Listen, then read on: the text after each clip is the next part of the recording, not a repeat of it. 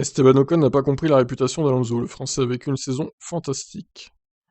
Alors, de quelle réputation il parle? De celle d'un connard ou le Français révèle qu'il a découvert une toute autre facette du caractère de son double champion d'équipier.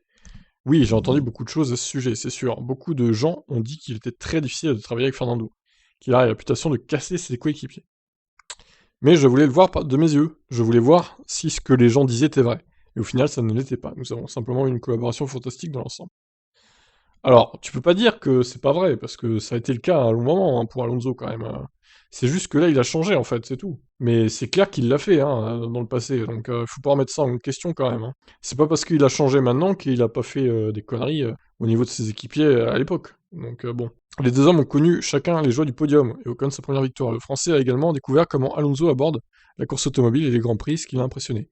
C'est juste la façon dont Fernando pense hors des sentiers battus, là, où certains pilotes, ou même l'équipe, ne pensera pas à certaines choses. Il repousse les limites des stratégies ou de la façon dont nous pouvons tout optimiser à cet égard.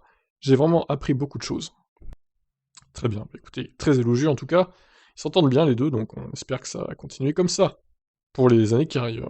Bon, même si Alonso, je pense pas qu'il s'éternise trop en F1 non plus. 2022, il sera là. 2023, peut-être aussi, ça dépendra du niveau de l'Alpine. 2024, par contre, honnêtement, je doute qu'il soit encore là, Alonso, hein.